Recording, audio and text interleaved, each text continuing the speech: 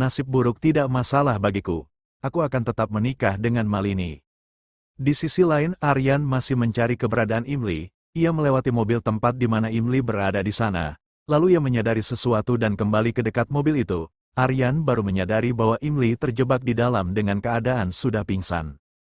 Setelah Aryan mengetahui Imli terjebak di dalam, dia mencoba membuka pintu mobil. Di altar pernikahan Aditya berteriak memanggil Imli dan Aryan. Kemudian dia berkata, "Di mana kalian? Apakah begitu sibuk dengan urusan pribadi? Anda telah menagih kami uang pernikahan ini kan? Bukankah kalian datang ke sini untuk menyaksikan dan meliputnya?" Kemudian wartawan memberitahu Aditya bahwa Aryan maupun Imli tidak ada di sana. Aditya lalu berkata, "Sekarang aku tahu sebabnya dia tidak datang kepadaku. Kenapa aku bahkan berharap dia datang? Dia sudah mendapatkan apa yang diinginkannya." Setelah mengatakan itu ia meminta pendeta melanjutkan pernikahannya. Aryan berusaha mengeluarkan Imli dari sana dengan memukul kaca mobil. Karena tidak ada hasil, lalu dia menyelimuti tangannya dengan kain dan kembali memukul kaca mobil dengan keras sampai pecah. Ketika sudah berhasil dia berusaha membuka pintu mobil sampai lepas. Setelah itu dengan raut wajah yang begitu khawatir dia mencoba menyadarkan Imli. Setelah beberapa saat kesadaran Imli kembali. Aryan bertanya kenapa dia ada di sana. Lalu Imli berkata apakah Aditya akan benar-benar menikah. Aryan meminta Imli untuk berhenti memikirkan segala hal yang dilakukan Aditya. Imli tidak peduli dengan perkataan Aryan. Dia akan pergi dari sana tetapi Aryan menahan tangannya lalu berkata, "Imli kendalikan dirimu, kemana kamu akan pergi?" Imli menjawab aku harus pergi. Jika Aditya menikah apa yang harus aku lakukan?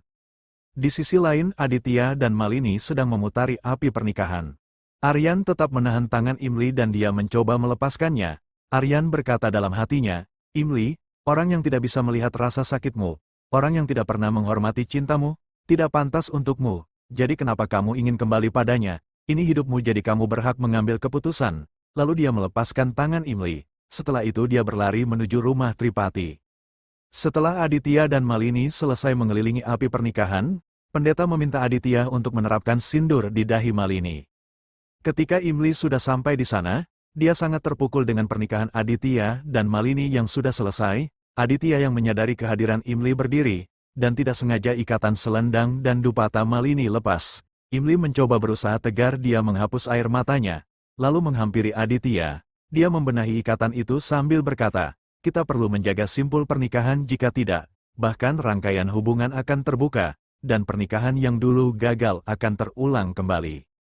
Malini berdiri meminta Imli tidak perlu khawatir tentang hal itu, karena dia tidak akan membiarkan perusak rumah tangga seperti Imli hadir lagi ke dalam hidupnya. Imli menyangkal perkataan Malini, bahwa dia tidak pernah merusak rumah tangga siapapun. Lalu Imli menasihati Aditya dan berkata, "Aditya, jika kamu pernah mengalami pengalaman yang tidak menyenangkan, kenapa Anda mengulanginya lagi? Tetapi Anda telah menjadikan pengalaman yang tidak menyenangkan sebagai bagian dari hidup Anda. Akhirnya kamu menikah lagi dengan Malini." Aditya pun menjawab apa masalahnya dengan hal itu. "Saya tidak mengambil apapun dari Anda dan memberikannya pada Malini. Dia pantas mendapatkan nama dan persahabatan saya, dan Anda telah menemukan cinta Anda bahkan sebelum mengakhiri pernikahan dengan saya. Lalu dengan hal apa Anda berbicara sekarang? Kita tidak memiliki hubungan apapun." Imli pun menjawab hubungan baru saja terbentuk. Yaitu hubungan ipar laki-laki dan ipar perempuan. Apakah Anda percaya atau tidak? Saya memenuhi semua hubungan dengan tulus. Sebelumnya saya telah memenuhi pernikahan saya dan sekarang saya akan memenuhi hubungan ini. Lalu Imli meminta timnya untuk tidak mematikan kamera. Ia berkata ritual pernikahan yang paling menarik dari pernikahan akan berlangsung. Lalu Imli mengambil sepatu Aditya. Setelah itu berkata kepada Aditya, sekarang karena dia adalah adik iparnya dan memiliki sepatu Aditya, dia berkata Aditya akan mendapatkan sepatunya kembali ketika ia telah memberikan apa yang Imli inginkan. Aditya pun menyetujui itu. Imli menghampiri Aditya lalu menandahkan tangannya. Imli meminta semua hal yang dia berikan kepada Aditya selama 1 tahun terakhir, yang sudah berlalu, mulai dari sumpah pernikahan yang diambil secara paksa, sampai kebahagiaan, kepercayaan, dan cinta yang dia berikan kepada Aditya. Aditya kemudian berkata, "Anda ingin cinta Anda kembalikan." Lalu dia menandahkan kedua tangannya dan seolah-olah mengambil sesuatu dari bawah. Kemudian berkata, "Ini dia, ia tidak memiliki jiwa maupun tubuh, tidak ada kehidupan di dalamnya, juga tidak memiliki identitas apapun. Cintamu seperti udara. Ini dia saya telah mengembalikannya kepadamu Imli. Setelah itu Aditya mengajak Malini meninggalkan altar pernikahan. Ketika mereka sudah pergi, orang-orang yang ada di sana mulai mencemooh tentang nasib buruk yang dialami Imli. Singkat cerita, Aryan menghampiri Imli yang sedang bersedih. Dia mengingatkan Imli bahwa tujuannya ada di luar rumah ini dan rintangan terberat dalam hidupnya akan berakhir hari ini. Aryan mengatakan waktunya untuk berkemas dan pergi. Namun Imli hanya ingin menangis.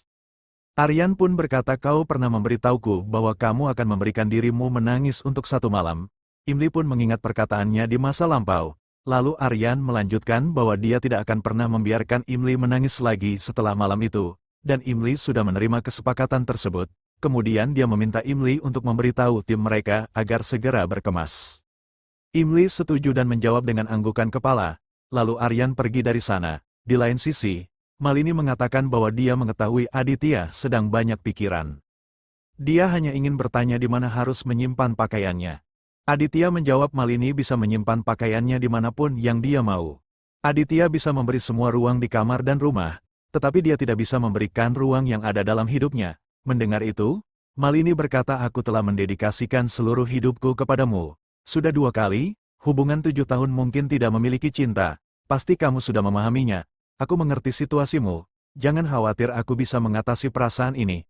Aku akan memenuhi semua tugasku sebagai seorang istri. Setelah mengatakan itu, Malini pergi dari sana, tanpa membiarkan Aditya mengucapkan sepatah kata lagi. Di ruang tamu, keluarga Tripati sedang bersedih. Narmada dan Arpita menghampiri mereka. Narmada meminta maaf kepada Aparna. Dia juga bersedih dengan perceraian Aditya dan Imli, dan tidak mengetahui Aryan adalah penyebab di balik kesalahpahaman dia antar Imli dan Aditya. Dia mencangkupkan tangannya dan meminta maaf sekali lagi. Melihat hal itu Aparna pun meminta Narmada tidak perlu melakukan hal tersebut. Lalu Aparna berkata, ini bukan kesalahan siapapun. Hal yang terjadi hari ini karena keberuntungan tidak sedang memihak kami kali ini. Malini tidak akan mendapatkan cinta yang diinginkannya, begitupun juga dengan Aditya dan Imli. Aku punya satu permintaan. Kasih sayang yang tidak bisa kuberikan kepada Imli. Tolong Anda berikan itu kepadanya. Aditya telah menikah. Hatiku sakit seperti aku kehilangan putriku. Aparna mencakupkan tangannya. Setelah itu dia meminta Narmada menjaga Imli untuknya. Narmada meminta Aparna untuk tidak perlu mengucapkan selamat tinggal kepada Imli.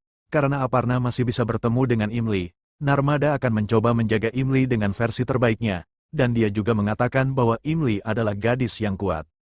Imli, yang mendengar percakapan itu, menyatakan bahwa dia kuat berkat dukungan keluarga Tripati dan menyarankan agar mereka tetap menjaga ikatan, meski harus berpisah. Aparna terharu mendengar hal yang diucapkan Imli.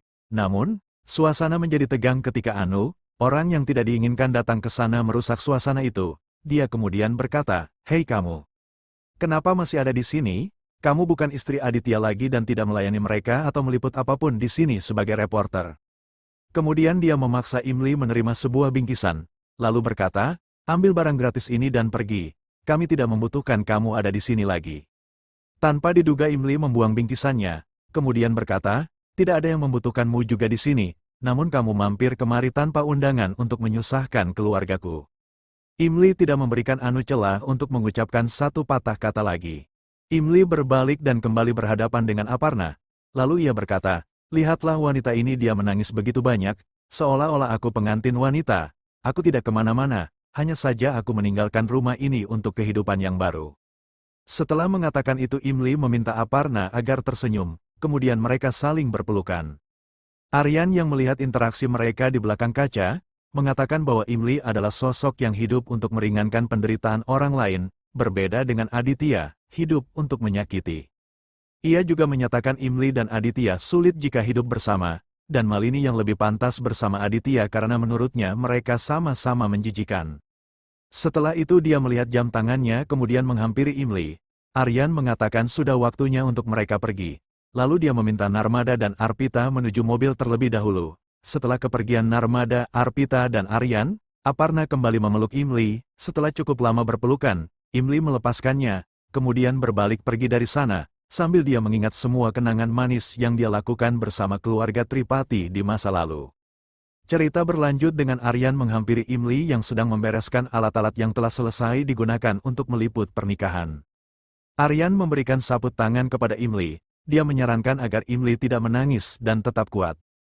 Imli, yang merasa kesulitan dan penuh emosi, menanggapi dengan tegas bahwa dia lebih baik menerima perlakuan dan perkataan kasar dari Aryan, daripada mendapatkan rasa simpati yang membuatnya merasa lemah. Aryan mencoba meyakinkan Imli bahwa dia bisa menjadi lebih baik dengan mengendalikan emosinya dan tidak membiarkan perasaan menguasai pekerjaan dan kehidupannya. Imli kemudian menyadari bahwa Aryan juga menyembunyikan rasa sakitnya di balik sikap kasar dan keras kepala. Melalui percakapan ini, Imli mengungkapkan bahwa dia ingin menjadi seperti Aryan, seseorang yang kuat dan berani menghadapi hidup. Aryan mengingatkan Imli untuk tidak terus menekan perasaannya dan untuk menunjukkan ekspresi apapun yang dirasakannya. Air matanya menetes ke saput tangan itu. Meski begitu, Imli tetap bertekad untuk tidak menangis lagi, terutama untuk Aditya, dan bersumpah akan menjadi lebih kuat mulai hari ini. Sebagai simbol dari tekadnya, Imli membakar saput tangan yang diberikan oleh Aryan, kemudian meninggalkan tempat itu dengan semangat baru, dan berjanji untuk tidak lemah lagi.